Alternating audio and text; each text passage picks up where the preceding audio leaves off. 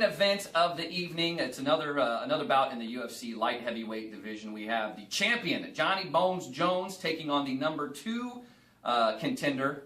I said #2. Glover Teixeira. Now, most folks already know about Johnny Bones Jones. He's one of the most recognizable MMA fighters in the world. He's kind of the face of the UFC. Absolutely. He's the #1 ranked pound-for-pound fighter in the world. He's ridiculous. He's so good. He's amazing. He's so good.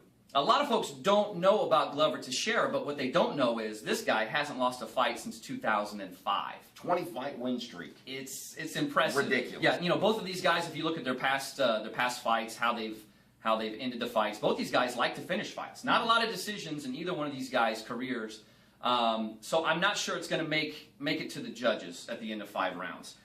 As much as I want to, I would like to pick against John Jones, just because I maybe like to see somebody new. But I don't know if I can at this point. Right. I mean, until somebody can prove they can beat him, I'm not going to pick against him. So I'm actually picking John Jones for this fight. Now, in 24 fights in his whole career, Teixeira has never been submitted. But for some reason, I'm feeling crazy. I'm feeling wacky. Is this your shock the world prediction? I'm picking John Jones by submission over Glover Teixeira. We kind of half agree. I'm with you on Jones. Okay. I don't agree by the method by which he will win. But here's the thing. And you and I have talked about this before. The UFC is the world's greatest hype machine. Absolutely. They will make you believe that every fight... They could make it seem like I could beat John Jones. Yes, that is correct. Bobby G has tremendous ground and pound. They'll show like a clip of Bobby rolling on the floor, and all of a sudden he's... I mean, they're very good at hyping these fights, so you'll buy these pay-per-views. And more times than not, they're pretty accurate on their hype. But while Teixeira's record of 20 straight wins without a loss is impressive, I question the competition he's faced in those.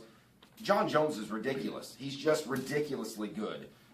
He can stand with you. He's got ridiculous elbows, and the one highlight I love is watching him choke out Lyoto Machida while they were both standing up. That's because he's 5 or 6 inches taller than most guys in this division. And that will be an advantage for him this time around. Now, obviously, anything can happen in the UFC. If Teixeira catches him with just the right punch in the right spot, it'll be done. But that can happen in any fight. But I like Jones in this one. I think it does go the distance, all 5 rounds.